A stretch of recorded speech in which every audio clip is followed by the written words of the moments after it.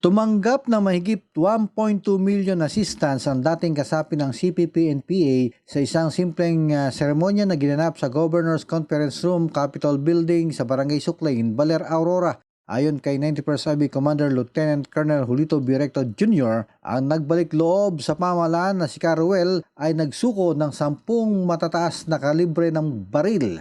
Pinasalamatan ng opisyal ang Provincial Government of Aurora, local government agencies at iba pang kasapi ng Provincial Task Force to End Local Communist Armed Conflict sa mahusay na pagpapatupad ng Enhanced Comprehensive Local Integration Program ng pamahalaan.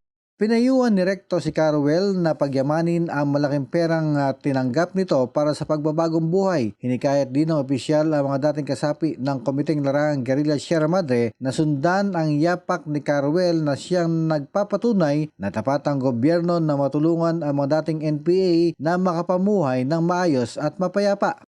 Bukas daw ang kanilang tanggapan upang sila ay kalingain at pangalagaan. Pinuri naman ni DILG Region 3 Representative Larry S. Hernandeza ang 91st IB PNP Provincial Government of Aurora at bangsangay ng gobyerno at si Caruel sa masidhing suporta sa usapang pangkapayapaan ng gobyerno. Nawa daw ay makatulong pa si Caruel na makapaghikayat pa sa mga dati niyang kasama para sa pagpapalaganap ng kapayapaan at kaunlaran sa lalawigan ng Aurora.